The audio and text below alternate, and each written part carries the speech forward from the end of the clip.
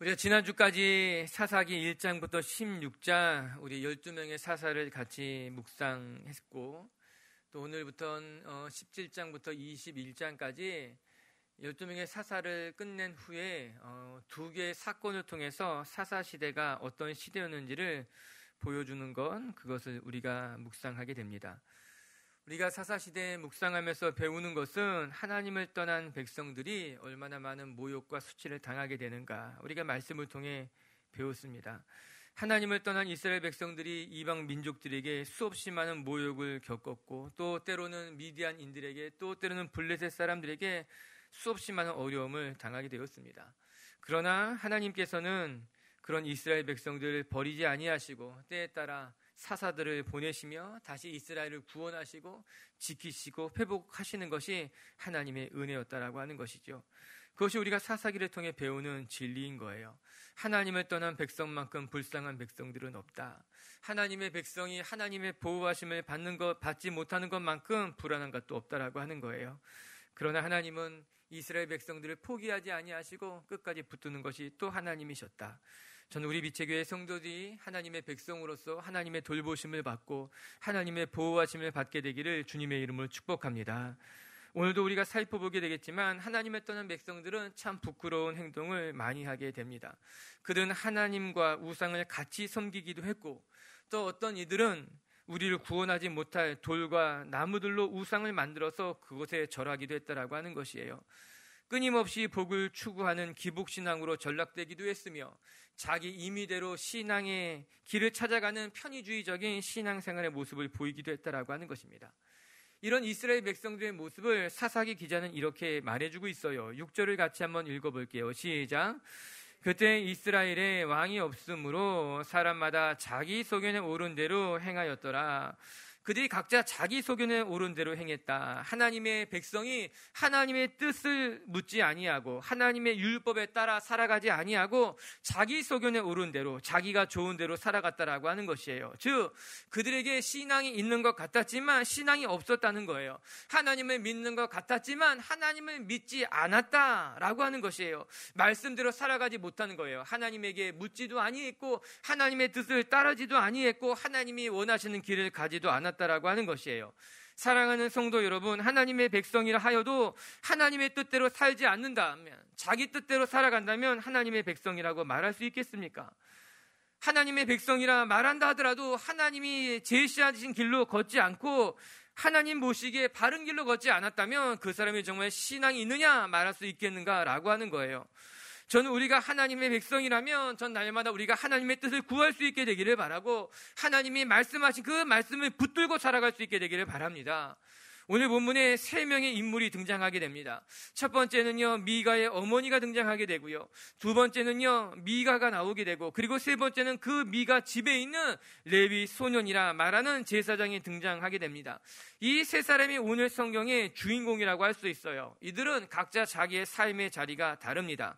그러나 그들의 공통점이 한 가지가 있는데, 그들이 신앙이 있었지만 그 신앙대로 살지 않았다라고 하는 거예요. 그들 모두 하나님을 믿고 따르는 사람들처럼 보이지만 그들의 삶을 자세히 들여다보면 그들 가운데는 하나님이 보이지 않는 거예요. 하나님의 말씀이 드러나지 않았다라고 하는 것이에요. 그들 각자 자기 소견에 옳은 대로 살아갔던 사사시대의 전형적인 모습이 보여진다라고 하는 것이에요. 오늘 우리가 17장을 보게 될 텐데 16장까지 삼손의 이야기로 12명의 사사가 끝나게 됩니다. 그리고 나서 17장의 이야기가 시작이 되는데, 오늘 우리가 읽은 이 17장의 이야기는 삼손이 죽고 난 그 이후 시대를 말하는 것이 아니라 오히려 사사시대의 전형적인 모습을 보여주는 두 가지 사건을 말해주고 있는 것이에요. 아마도 시대적으로 보게 되면은 사사시대 그 이후가 아니라, 삼손 그 이후가 아니라 삼손 그 이전에 삼손과 포함된 12명의 사사들이 살았을 때 어느 한 시대의 이야기가 아니냐, 사람들은 그렇게 이야기하고 있습니다. 오늘 본문을 통해서 사사들이 살았던 그 사사시대, 이스라엘 백성들은 어떻게 신앙생활을 했는지 점검할 수 있는 거예요. 첫 번째는요, 미가의 어머니의 신앙을 한마디로 말하면 그녀는 기복주의적인 신앙을 갖고 있었어요. 그녀가 하나님을 알고 하나님의 은혜를 구하는 사람인 것 같지만 가만히 들여다보면 결국 그녀에게 필요했던 것은 세상의 복이 전부였다는 겁니다. 두 번째, 그의 아들 미가의 신앙은 편의주의적인 신앙이었어요. 그에게는 신앙에 대한 진지한 고민이 전혀 없었던 겁니다. 그냥 편한 대로 신앙생활하는 것, 말씀이 중요하지 않고 진리가 중요하지 않고 자기 몸이 편한 대로 신앙생활하는 것이 미가의 모습이라고 하는 거예요. 세 번째, 그 집에 살고 있었던 레위 소년, 그는 제사장의 직분을 감당하는 것 같았지만 그에게 중요한 것은 하나님을 예배하는 것이 아니라 물질 만능주의적인 신앙, 그에게 제일 중요한 것은 돈이었다라고 하는 것이에요. 하나님의 제사장이었지만 말씀 따라 살아가는 것이 아니라 자기 편한 대로 자기가 가장 소중하게 여겼던 돈에 맞추어서 살아가는 사람이 레위 소년이었다라고 하는 것입니다. 오늘 우리가 이 세 사람의 신앙을 살펴보면서 우리의 신앙을 점검할 수 있게 되기를 바라고, 하나님이 기뻐하시는 신앙인의 삶으로 거듭 태어나는 시간이 되기를 주님의 이름으로 축복합니다. 자, 이제 하나씩 살펴봅시다. 첫 번째, 미가의 어머니의 신앙은 기복주의적인 신앙이었다. 그녀는 하나님을 알고 하나님의 은혜를 구했지만 그녀의 신앙을 자세히 들여다보면 그녀가 구했던 것은 단 한 가지, 세상의 복이 전부였던 겁니다. 오늘 말씀의 배경이 되는 사건, 우리 1절과 2절을 다 같이 한번 읽어볼게요. 시작. 그의 어머니에게 이르되 어머니께서 은 1,100을 잃어버리셨으므로 저주하시고 내 귀에도 말씀하셨더니 보소서,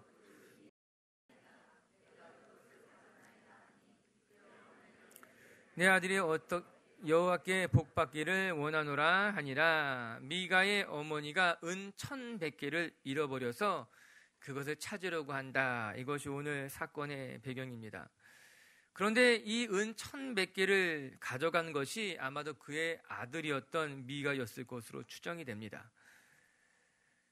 여러분, 이 은 100개가 얼마나 큰 돈일까 한번 살펴보면 우리가 생각한 것보다 훨씬 큰 금액임을 우리가 알아야만 합니다. 뒤에서 살펴보게 되겠지만 미가의 집에 있었던 이 레위 소년이 제사장으로 받게 되는 돈이 얼만큼 됐는가? 1년에 은 10개를 주고 이 미가가 이 레위 소년을 자기의 제사장으로 삼았다고 이야기합니다. 즉 제사장이 1년에 받는 금액이 은 10개 정도 된다라고 하는 거예요. 그렇다면 은 1,100개는 약 보통 사람의 100년치의 연봉쯤 되는 엄청나게 큰 돈을 이 미가의 어머니가 잃어버렸다라고 하는 거예요. 이 여인은 어떤 여인이기에 이렇게 큰 돈을 가지고 있었을까? 그리고 그것을 잃어버렸을까? 큰 돈을 잃어버렸기에 미가의 어머니는 그 은을 훔쳐간 사람을 저주하게 됩니다. 그리고 미가는 어머니가 저주하는 소리를 듣고 그 말에 두려운 나머지 자기가 가지고 간 은 1,000개를 다시 어머니에게 도로 가져다 주게 됩니다. 일종의 자수이기도 하고 또 일이 더 커지기 전에 수습하려고 했던 것이 아닐까, 그런 생각을 하게 됩니다. 그런데 재미있는 것은 그녀가 이렇게 잃어버린 돈을 찾고 난 다음에 어떤 행동을 하는가입니다. 3절을 보게 되면 잃어버린 돈을 찾아준 아들을 위해서 내가 너를 위해 신상을 만들겠다고 이야기합니다. 그것도 말씀을 그대로 보면 한 신상을 새기며 한 신상을 부어 만들겠다, 매우 구체적으로 기록해 놓은 것을 보게 되면 이 여인이 신상을 만든 것이 이번이 처음이 아니라는 것을 우리가 쉽게 유추할 수 있게 되는 거예요. 그리고 나서 이 여인이 이렇게 말합니다. 우리 3절을 같이 한번 읽어볼게요. 시작. 미가가 은 1,100을 그의 어머니에게 도로 주매 그의 어머니가 이르되 내가 내 아들을 위하여 한 신상을 새기며 한 신상을 부어 만들기 위해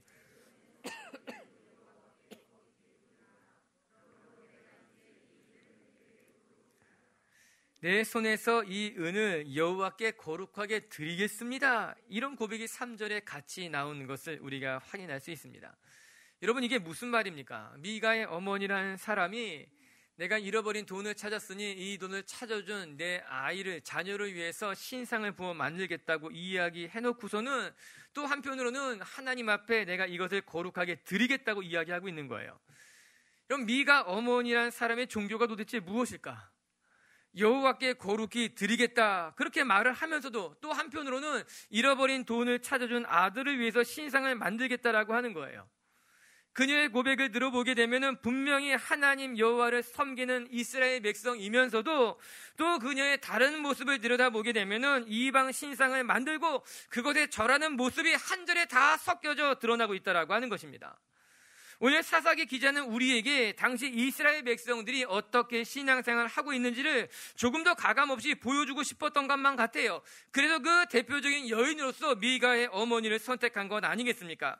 그 당시 이스라엘 백성들이 어떻게 신앙생활을 하고 있었는가? 그들은 한편으로 하나님을 섬기고 하나님의 백성이라고 이야기하면서도 또 동시에 다른 우상들을 지배드리고 다시 우상을 만들기도 하고 그것에 절하고 있는 모습을 보여주고 있다라고 하는 것입니다. 미가의 어머니는요, 하나님을 알았어요. 하나님을 섬기는 이스라엘 백성이었지만 또 한편 필요에 따라서 신상을 부어 만들기도 하고 그것도 절하기도 했던 여인이 이 여인이라고 하는 거예요.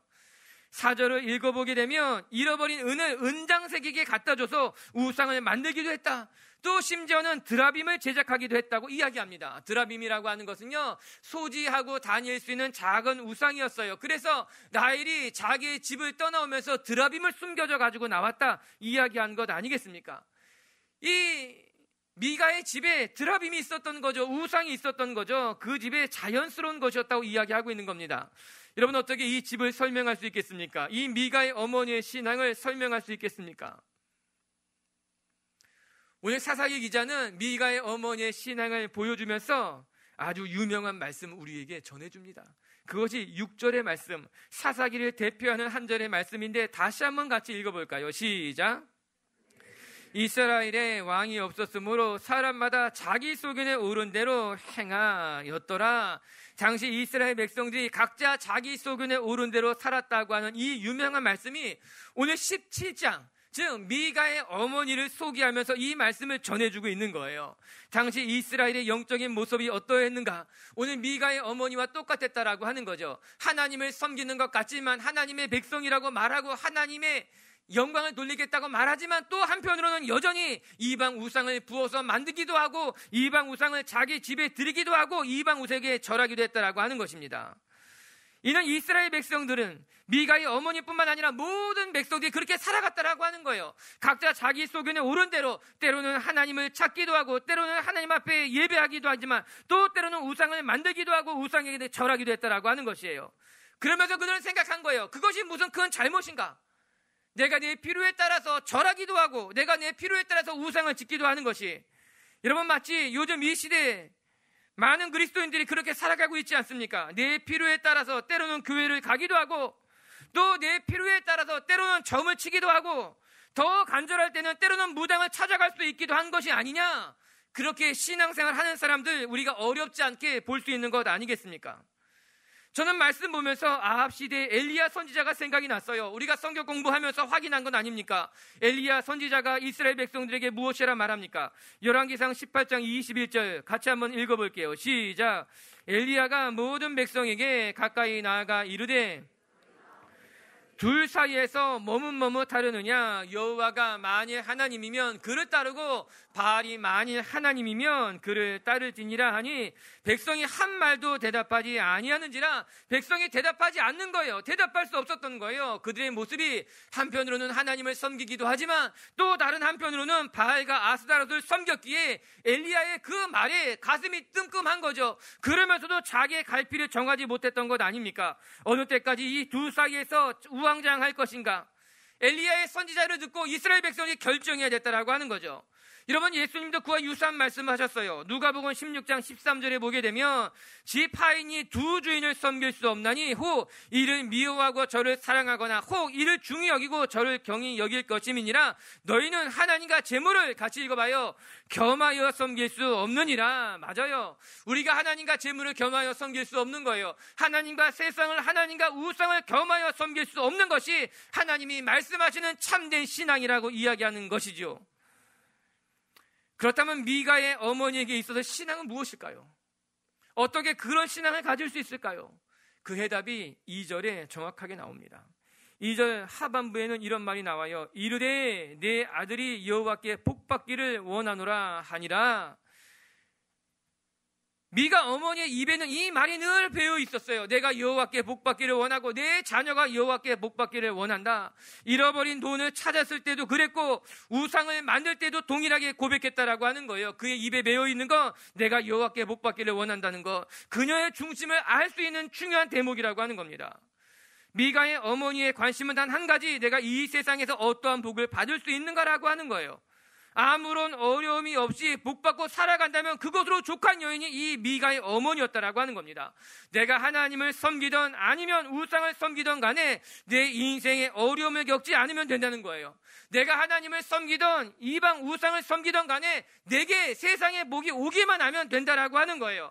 아니, 어쩌면 이 여인은 그렇게 은 1,100개를 모았을지 몰라요. 세상의 복을 쫓아가면서 세상의 복을 붙들며 살아가면서 그녀가 그렇게 세상의 복을 추구하면서 그녀는 영적으로 무너지기 시작한 거예요. 영적으로 기복주의적 신앙으로 전락하기 시작한 것 아니겠습니까? 우리는 이런 미가 어머니의 신앙을 기복주의적인 현세 신앙이라고 말하고 있지 않습니까? 복을 받기 위해 신앙생활하는 사람들, 그것이 하나님이든 아니면 우상이든 중요하지 않습니다. 내게 복이 된다면, 내가 복을 받을 수 있다면 나는 무엇이든 할 수 있다는 신앙이 기복주의적인 신앙 아닙니까? 이런, 물론 저는 우리가 하나님의 복이 필요 없는 사람이라 그렇게 생각하지 않습니다. 여러분, 우리는 하나님의 돌보심이 필요한 사람들입니다. 하나님의 인도하심이 없이 우리가 어떻게 살아갈 수 있겠습니까? 때로는 하나님이 만나 메추라기라는 양식도 보내주어야만 우리가 살 수 있는 사람들인 거예요. 그러나 그렇다고 해서 우리가 이 세상의 복을 받기 위해서 신앙을 팔아버릴 수는 없는 것 아니겠습니까? 이 세상의 복을 누리기 위해서 이 세상 헛된 것들을 바라보면서 기웃거리면 안 되는 것 아니겠는가? 여러분, 우리가 이 세상의 복을 받기 위해서 배교하는 사람들이 아니라 하나님을 위해서라면 이 세상의 복도 포기할 줄 아는, 순교할 줄 아는 사람이 되어야 되는 것이 맞는 건 아니겠는가라고 하는 거예요. 사랑하는 빛의교회 성도 여러분, 우리에게 참된 복은요, 다른 것이 아니라 우리가 하나님을 만난 것이 최고의 복인 줄로 믿습니다. 우리가 하나님을 만나서 하나님의 보호하심을 받고 하나님을 만나서 하나님의 인도하심을 받는 것이 우리의 삶의 가장 최고의 축복이라고 하는 것이에요. 저는 빛의교회 성도들이 세상의 복을 받기 위해서 여기저기 기웃거리는 사람들이 아니라 신앙의 진리 대신 예수님만 바라보고 우리를 창조하신 하나님만 굳게 붙들고 살아가는 참된 신앙인들 될 수 있게 되기를 주님의 이름으로 축복합니다. 두 번째, 이제 살펴볼 것은 미가의 집에 있었던 레위 소년에 대한 이야기를 먼저 보십시다. 결론부터 말한다면 미가의 집에 있었던 레위 소년은 물질 만능주의적인 신앙을 가진 사람이었어요. 그에게 중요한 것은 그가 비록 제사장이었지만, 그가 비록 레위 사람이었지만 하나님의 말씀 따라 살아가는 것이 중요하지 않고 그는 자기 좋을 대로, 자기 득이 된다면 그 득대로 살아갔던 사람이 레위 소년이었어요. 우리 7절부터의 말씀인데 7절, 8절 두 절을 같이 한번 먼저 읽어볼게요. 시작. 그는 레위인으로서 거기 거류하였더라. 그 사람이 거주할 곳을 찾고자 하여 그 성읍 유다 베들레헴을 떠나 가다가 에브라임 산주로 가서 미가의 집에 이르매 유다 베들레헴에 한 청년이 살았다, 그렇게 이야기하는데 성경 그가 레위 사람이라고 이야기해 주고 있습니다. 그런데 그가 거주할 곳을 찾고자 하여 자기에게 주어진 성읍 유다 베들레헴을 떠나서 에브라임 산주를 가서 미가의 집에 이르렀다는 것이 오늘 7절의 말씀인 거예요. 여러분, 이것이 왜 문제가 되는 것일까? 사람은 누구나 자기에게 좋은 땅을 찾아 살아가는 것, 그것 당연한 일일 수 있습니다. 내게 더 좋은 직장을 찾는 것, 내게 더 좋은 환경을 찾아가는 것은 우리에게 권리일 수도 있고 우리가 충분히 해야 하는 일이기도 합니다. 그러나 문제는 오늘 성경은 그가 레위 사람이었다, 그렇게 단서를 달고 있는 거예요. 여러분, 레위 사람들은 하나님이 정해주신 성읍을 지키며 레위인으로서 자기에게 맡겨진 사명을 감당하는 사람이 레위인이었어요. 그래서 레위인은 자기에게 주어진 성읍을 떠나지 않고 그곳에서 제사장으로서, 레위인으로서 해야 될 사명을 감당해야 되는 사람인 거죠. 그런데 오늘 성경은 이 청년이 레위 사람으로서 유다 베들레헴을 떠나 에브라임 산지에 갔다고 말해주고 있는 것이 중요한 겁니다. 여기서 중요한 것은 그가 에브라임으로 갔다는 것이 중요한 것이 아니라 그가 자기의 고향 베들레헴을 떠났다는 것을 강조하고 있는 거예요.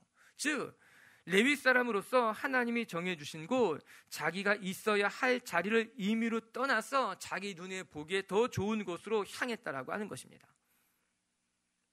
사랑하는 성도 여러분, 건강한 신앙은요, 자기 멋대로 결정하고 살아가는 신앙이 아니라 하나님의 인도하심을 받는 것인 줄로 믿습니다. 내가 하고 싶은 대로 살아가는 것, 내 마음대로 살아가는 신앙이 아니라 내가 있어야 할 곳, 하나님이 정하신 길을 걸어가는 것이 건강한 신앙인이라고 하는 거예요. 그런데 요즘 그런 신앙인을 찾기가 어렵다는 거죠. 여러분, 기독교가 처한 위기가 있어요. 미국의 선교적 교회로 가장 큰 영향력을 끼치고 있는 팀 켈러 목사님이 얼마 전에 한국에 와서 이런 이야기를 한 것이 신문에 실렸습니다. 제가 그 신문에 있는 거 그대로 한번 읽어드릴게요. 포스트 모던 이전의 세대 사람들에게 인생이란 무엇입니까? 라고 묻는다면 그들은 아마 더 선하고 도덕적인 사람이 되는 것이다 답할 것입니다. 그러나 현 시대에 포스트 모더니즘의 영향을 받은 이들에게 묻는다면 그들은 자유다 대답할 거예요. 즉 누군가에게 해 끼치지만 않는다면 내 자신의 갈망과 욕구를 채울 수 있는 자유가 내 삶의 가장 중요한 것입니다 라고 이야기하고 있는 거예요. 무슨 말인가? 여러분, 과거에는요, 선하게 살아가는 것, 도덕적으로 살아가는 것이 예수를 믿건 믿지 않는 모든 사람들이 가지고 있었던 공통된 인생의 목표였다는 거죠. 내가 사람이라면 내가 선하고 도덕적으로 살아가는 것이 맞다라고 모든 사람들이 생각했지만 이제 포스트 모더니즘 시대에 이르게 되니 현대인들은 도덕적으로 살아가는 것, 선하게 살아가는 것에 대한 관심이 전혀 없다라고 하는 것입니다. 내가 굳이 도덕적으로 살아가야 할 이유, 내가 굳이 선하게 살아가야 할 이유가 없이 그냥 다른 사람에게 해를 끼치지 않는다면 내가 원하는 건 내 욕구, 내 갈망을 최대치로 끌어올리는 것이 그거는 그의 자유이고 그것이 그에게 보장된 권리라고 사람들이 말한다는 거예요. 즉 다른 사람에게 해를 끼치지 않는 내가 마음껏 하고 싶은 대로 살아가는 것이 도덕이 중요하지 않고 선하게 사는 것도 중요하지 않고 내가 원하는 대로 살아가는 것이 이 세상 모든 사람들의 가치관이 됐다라고 하는 거예요. 저는 이 기사가 오랫동안 마음에 남았어요. 이제는 절대적인 진리가 중요하지 않구나. 이제 모든 사람들에게서 도덕적인 삶보다 더 중요한 것이 있고 선하게 살아가는 것보다 더 중요한 삶이 있구나. 그거는 바로 자기 소견에 오른 대로 살아가는 거예요. 다른 사람에게 해를 끼치지 않는 범위에서는 내가 원하는 건 마음껏 해야 되며 내가 갖고 싶은 건 마음껏 가져야 된다는 건 그게 전혀 문제가 되지 않은 세상. 오늘 본문에 뭐라고 나옵니까? 사사시대 사람들이 자기 속에는 옳은 대로 살아갔다라고 하는 거예요. 전혀 새로울 것이 없는 거예요. 아주 그 오래전 사사시대에도 다 자기 속에는 옳은 대로 살아갔다는 거예요. 절대적인 기준이 없이 그들은 하나님의 백성이지만 하나님의 뜻이 중요하지 않은 거예요. 하나님의 사람이었지만 레위인이었지만 말씀대로 살아가는 것도 중요하지 않은 거였어요. 다른 사람에게 해가 되지 않는다면 내가 원하는 건 마음껏 해도 된다고 생각했다라고 하는 것이죠. 그 관점에서 본다면 이 레위 청년이 베들레헴을 떠나지 않을 이유가 없는 겁니다. 내가 왜 굳이 이 베들레헴을 지켜야만 되는가? 내가 왜 베들레헴에서 말씀 따라 살아가야 하느냐? 다른 사람에게 해가 되지 않는다면 이 베들레헴을 떠나서 더 좋은 땅, 더 좋은 곳에서 나를 고용해 줄 사람을 찾아가면 된다고 생각하게 된다라고 하는 거예요. 그래서 이 레위 소년이 하나님이 명하신 땅을 자유롭게 떠나게 됩니다. 레위 소년의 발걸음을 좀 더 따라가 볼까요? 우리 9절과 10절을 읽어볼게요. 시작. 미가가 그에게 묻되 너는 어디서부터 오느냐 하니 그가 이르되 나는 유다 베들레헴의 레위인으로서 거류할 곳을 찾으러 가노라 하는지라. 미가가 그에게 이르되 거주하며 나를 위하여 아버지와 제사장이 되라. 내가 해마다 은 10과 의복 1벌과 먹을 것을 주라 하므로 그 레위인이 들어갔더라. 이 레위 소년이 우리가 앞서 살펴본 미가라는 집에 들어가게 된 거예요. 그리고 미가를 만난 겁니다. 미가는 그 소년이 레위 사람이라는 말을 듣고서는 자기 집의 제사장으로 삼을 생각을 하게 됩니다.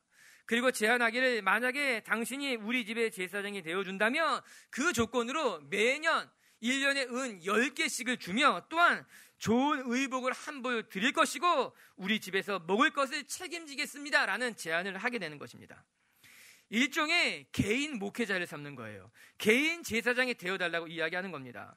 뒤에 가서 살펴보겠지만 이런 경우가 어디 있겠습니까? 제사장은요, 한 사람을 위해 존재하는 사람이 아니라 이스라엘 백성들이 하나님 앞에 나아가는데 부름받은 사람이 제사장이라고 하는 거예요.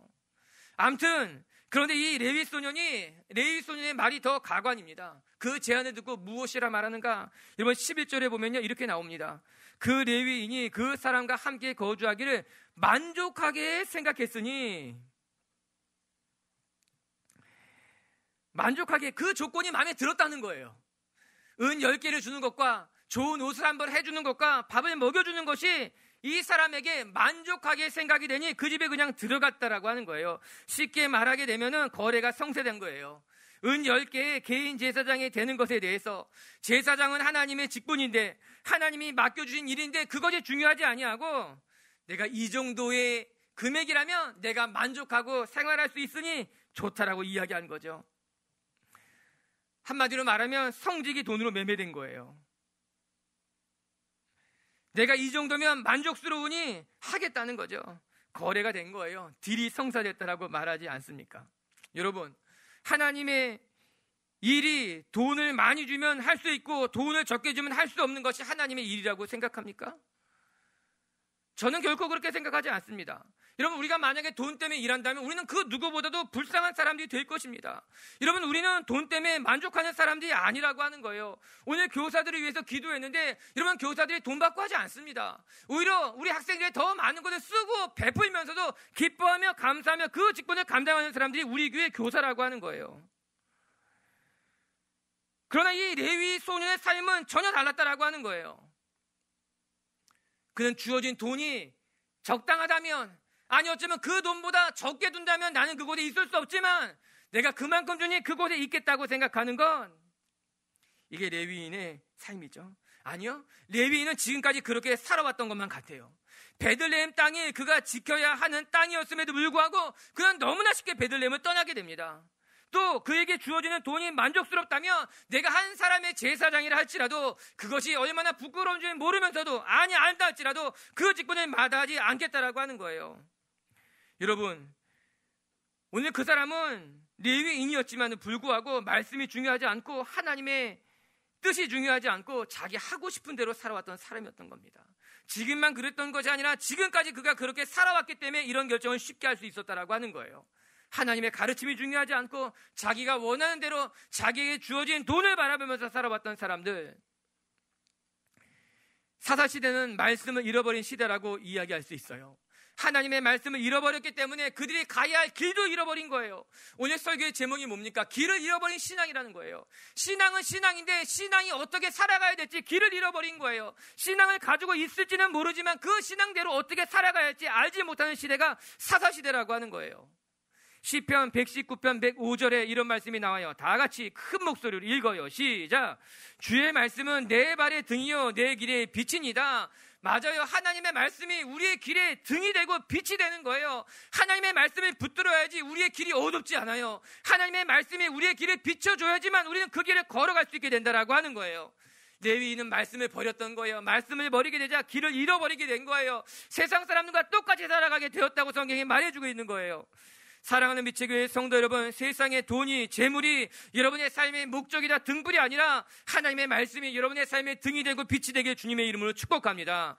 세상 사람들처럼 물질 망능주의적인 삶을 살아가는 것이 아니라, 그런 신앙이 아니라 돈을 뛰어넘을 수 있는, 돈을 다스릴 수 있는, 하나님을 붙들고 살아갈 수 있는 신앙이, 그래서 사사시대의 어둠을 벗어버리는 빛의 교회가 되길 주님의 이름으로 축복합니다. 세 번째, 이제 우리는 미가의 신앙을 살펴볼 차례입니다. 미가의 신앙을 한마디로 말한다면 그의 신앙은 편의주의적인 신앙이라고 말할 수 있을 거예요. 그는요, 신앙에 대한 고민이 전혀 없었어요. 그는 그냥 편안한 대로 신앙생활하면 됐다 생각했어요. 말씀이 중요하지 않고 진리가 중요하지 않고 오직 내 몸이 편한 대로, 내 마음이 편한 대로 신앙생활하면 된다. 우리 12절과 13절은요 미가의 모습이에요. 같이 한번 읽어볼게요. 시작. 미가가 그 레위인을 거룩하게 구별하며 그 청년이 레위인이 내 제사장이 되었으니 이제 여호와께서 내게 복 주실 줄 아노라 하니라. 아멘. 레위인이 내 제사장이 되었으니, 내가 제사장 하나 고용했으니 내가 이제 복 받을 것이다. 여러분, 그는요 임의대로 자기 마음대로 제사장을 자기가 고용하면 된다고 생각했던 사람이에요. 내가 고용하면 하나님이 복을 줄 거다. 이것이 오늘 이 미가의 모습이라고 하는 것입니다. 12절에 재밌지 않습니까? 미가가 그 레위인을 거룩하게 구별하며 그 청년이 미가의 제사장이 되었다. 하나님의 제사장이 아니라 미가의 제사장이 되었다라고 하는 거예요. 뿐만 아니라 미가는 자기 집에 제사장이 있는 에봇도 만들어서 가지고 있었어요. 여러분, 사사시대에 하나님의 성막은 실로에 있었습니다. 실로에 하나님의 성막이 있었고 하나님의 법궤가 있었고 그곳에 진짜 하나님의 에봇이 그곳에 있었어요. 그러는 미가는 자기 스스로 회당을 만들고 자기 스스로 에봇을 만들고 그곳에 제사장을 고용하며 그곳에서 제사를 드렸다는 거죠. 지도를 보게 되면은 오늘 이 미가가 살았던 에브라임 지역과 실로는 그리 먼 곳이 아닙니다. 그리 먼 곳이 아니었다라고 하는 거예요. 그런데 미가는 실로까지 가서 제사 드리기보다는 그냥 내 집에 제사장을 두고 그곳에서 제사하는 것이 좋았다, 편했다라고 하는 것이에요. 아니 아무리 먼다 할지라도 그곳까지 가서 제사하는 것이 하나님의 뜻이라면 우리는 그 거리를 마다하지 않고 그곳으로 가서 예배하는 것이 맞을 것인데, 오늘 미가는 자기가 돈이 좀 많이 있다고, 내가 제사장을 충분히 고용할 수 있다고, 내가 에봇도 만들 수 있고 산당도 지을 수 있다고 자기의 집에 산당을 짓고 그곳에서 하나님을 예배했다라고 하는 것, 얼마나 편리한 생각일까요? 여러분, 신앙이요 편해지면 반드시 시험을 만나게 되더라고요.